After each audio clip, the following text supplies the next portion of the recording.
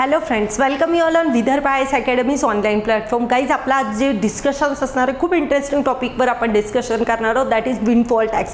सध्या तुम्ही हा टॉपिक खूप न्यूजमध्ये ऐकत असाल. What exactly the windfall tax? Okay, government हा का लावत आहेत किंवा कोणत्या कमोडिटीजवर सध्या हा लावल्या जातात, या व्हेरियस क्वेश्चनचे आन्सर जे आहेत तुम्हाला at the end of the video तुम्हाला ते मिळालेले असतील. Okay, without wasting time we will start with our video, that is windfall tax. सगळ्यात पहिले तर विंडफॉल टॅक्स लावण्याचं रिगार्डिंग बॅकग्राऊंड आपण पहिले समजून घेऊ. तुम्ही काही दिवस पहिले न्यूजमध्ये ऐकलं असेल, मी तुमच्यासोबत लास्ट लेक्चरमध्ये एक व्हिडिओ डिस्कस केला होता. त्या व्हिडिओमध्ये मी बेसिकली तुम्हाला internationalisation of rupees related concept सांगितली होती.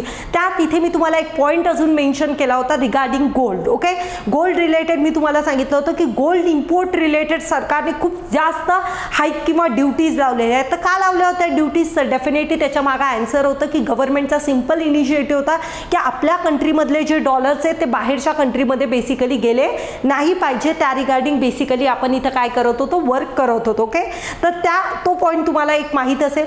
आता बघा, हा एक पॉईंट न्यूजमध्ये आलेला आहे क्रूड ऑइल रिलेटेड. ओके, हा जो कन्सेप्ट आहे किंवा विंडफॉल टॅक्स सध्या न्यूजमध्ये येण्याच्या मागं कारण आहे. ओके, ऑइल्सच्या ज्या प्राइजेस आहेत त्या रिगार्डिंग हा न्यूजमध्ये आला आहे. तर मी तुम्हाला एक बेसिक बॅकग्राऊंड पहिले समजून सांगते, नंतर तुम्ही काय करू शकता, येस तुम्हाला या कन्सेप्टबद्दल कम्फर्टेबिलिटी येऊन जाईल. बघा, स्लाइड्समध्ये जेही पॉईंट्स दिलेले तेच आपण बेसिकली डिस्कस करणार आहोत. ओके, बट आता इथं मोठं आपला काय तुम्हाला ओव्हरऑल पिक्चर जे आहे ते समजून सांगणं हा आपला बेसिकली मोठं असणार आहे. ओके, चला सुरुवातीला आपण काय करूया की आपण पहिले बेसिकली याचं बॅकग्राऊंड घेण्यासाठी आपण पहिले आपली एक सुरुवातीला आपण ब्लँक स्लाइडवर या गोष्टी एक्सप्लेन करण्याचा प्रयत्न करू, जेणेकरून तुम्हाला जास्त क्लिअरिटी येईल त्या टॉपिकबद्दल.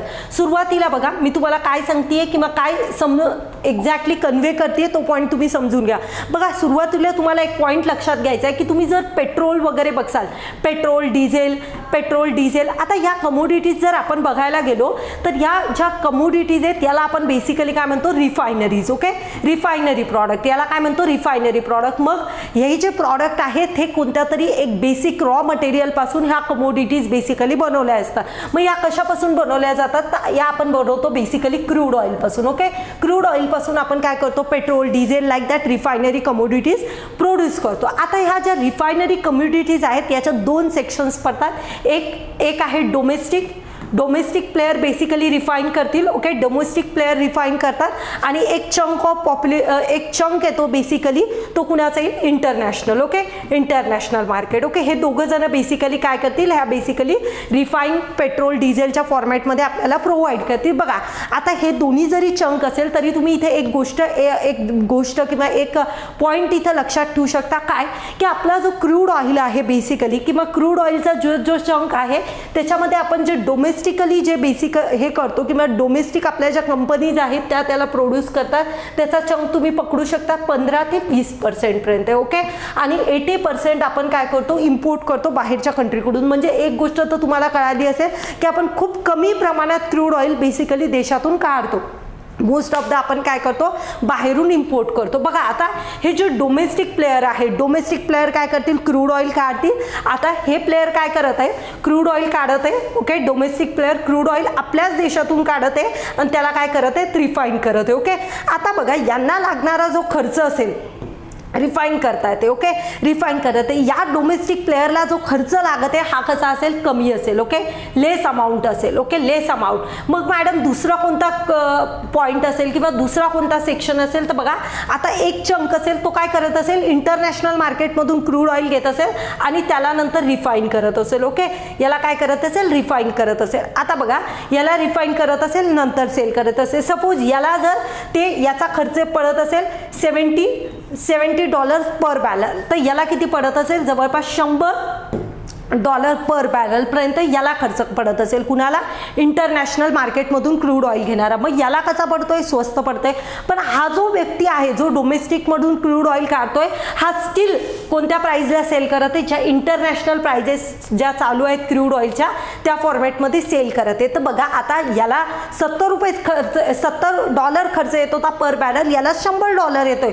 पण याचा जो प्रॉफिट असेल हा कसा असेल, याच्या कंपॅरिझनमध्ये खूप जास्त अमाऊंट ऑफ प्रॉफिट गेन करत करत आहे. तशाच आपल्या डोमेस्टिक प्लेयर जे आहेत ते काय करत आहे, ह्यूज अमाऊंट ऑफ प्रॉफिट काय करत आहे, अर्न करत आहे. आणि हा जो प्रॉफिट खूप जास्त अर्न होतो आहे, हा जो प्रॉफिट त्यांना खूप जास्त सडन वाढलेला आहे, तो कशामुळे वाढलेला आहे, ते एक तर त्याच्या मागं कारण काय असू शकते, यस डोमेस्टिक इंटरनॅशनल प्राइजेसमध्ये हाईक झाल्यामुळे बेसिकली हा प्रॉफिट त्यांचा वाढला आहे. आणि तो प्रॉफिट बेसिकली वाढल्यामुळे सरकार त्यांच्यावर जो टॅक्स लावत आहे त्यालाच आपण काय म्हणू शकतो, विंडफॉल टॅक्स. म्हणजे सडन त्यांच्या इन्कममध्ये राईज झाल्यामुळे गव्हर्नमेंट काय करत आहे, त्यांच्यावर विंडफॉल टॅक्स लावत आहे, तर त्यालाच आपण विंडफॉल टॅक्स म्हणत आहे. किंवा त्यांचं जे एकदम वाढलेलं जे इन्कम आहे त्याच्यावर सरकार टॅक्स लावत आहे, that is called as windfall tax.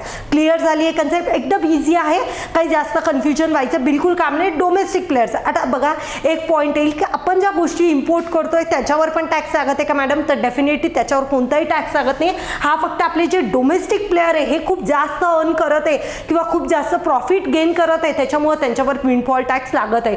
आता यातले हे लोक काय करू शकतात, डोमेस्टिक प्लेयर आहे हे डेफिनेटली, मग तुम्ही जर यांना बेसिकली देशातल्या कंट्रीमध्ये जर तितका भाव मिळत नसेल किंवा तितका जर प्रॉफिट मिळत नसेल तर ते मे बी काय करू शकतात, एक्सपोर्ट करू शकतात. आणि या एक्सपोर्टमुळे बेसिकली काय तयार होऊ शकतो, एक्सपोर्टमुळे बेसिकली तयार होऊ शकतो शॉर्टेज. ओके, काय तयार होऊ शकतो, शॉर्टेज होऊ शकतो. कशाचा, क्रूड ऑइलचा शॉर्टेज झालेला पण दिसू शकतो. सो बेसिकली आपला याच्यातून कन्क्ल्युजन काय काढायचे की विंडफॉल टॅक्स हा काय करत आहे, बेसिकली यांची जी एक्झॅक्टली जास्त अर्निंग होती ती पण काढून घेतोय आणि होणारा जो कंट्रीमध्ये शॉर्टेज आहे त्याला पण थांबवण्यासाठी बेसिकली मदत करणार आहे. ओके, पॉईंट तुम्हाला होपफुली क्लिअर झाला असेल. बॅक टू द स्लाइड, आपण बेसिकली मूव्ह ऑन करू की स्लाइडवर नेक्स्ट काय आहे. तुम्हाला ओव्हरऑल हे पिक्चर समजलंय, जसं समजलं नसेल तर तुम्ही एक काम करू शकता, एकदा बॅक जाऊन थोडंसं डबल एकदा स्लो याच्यामध्ये बघून याला क्लिअर करू शकता.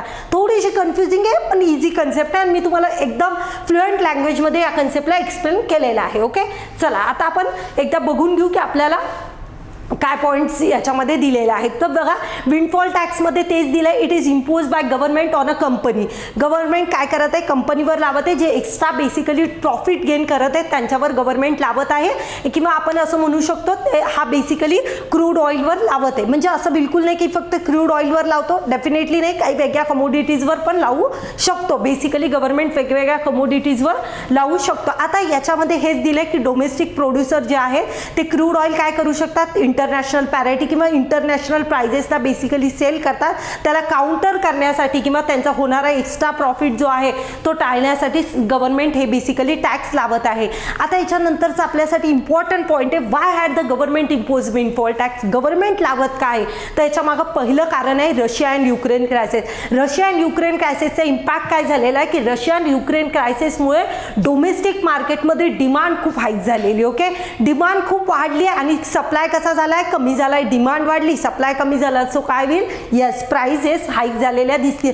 मग हे लोक अट्रॅक्ट कुठं होऊ शकतात, yes they are attracting toward foreign countries. Foreign कंट्रीला सेल करायला जातील. मग आपल्या कंट्रीत काय होईल, आपल्या कंट्रीतलं प्रोडक्शन काय व्हायला सुरुवात होईल, कमी व्हायला होईल. आपल्या इथं शॉर्टेज पडायला सुरुवात होईल. त्यामुळे गव्हर्नमेंट बेसिकली हा स्टँड घेतो आहे असं आपण म्हणू शकतो. There is no any improvement in their domestic process. Domestic प्रोसेसमधलं खरंच प्रोडक्शन वाढलंय म्हणून ते करत आहे का, डेफिनेटली नाही, असं बिलकुल झालं नाही. फक्त ही अट्रॅक्टिव्ह डेस्टिनेशन्स तयार झाल्यामुळे हे लोक प्रायव्हेट प्लेयर किंवा डोमेस्टिक प्लेयर कुठं सेल करायला चालले, फॉरेन मार्केटमध्ये सेल करायला चालले. आणि दिस टॅक्स काय करेल, बेसिकली हा टॅक्समुळं गव्हर्नमेंटचा जो फिस्कल डिफिसिट आहे किंवा एक डिफिसिट खूप जास्त होतोय त्याला पण टॅकल करण्यासाठी बेसिकली मदत करू शकतो. हे जे एक्स्ट्रा गेनेज ऑफ प्रॉफिट जो झालेला आहे त्याच्या थ्रू. ओके, होपफुली तुम्हाला व्हिडिओमध्ये सगळं काही समजलं असेल. मी तुम्हाला in depth with background information discuss केलेली आहे. आणि हा व्हिडिओ बघायच्या पहिले डेफिनेटली तुम्ही इंटरनॅशनलायझेशन ऑफ रुपीजचा व्हिडिओ बघा. त्याच्यात तुम्हाला अजून ब्रॉडर आस्पेक्टने तुमच्या कन्सेप्ट क्लिअर व्हायला मदत होईल. असंच अजून एखाद्या इंटरेस्टिंग व्हिडिओसोबत आपण भेटूया.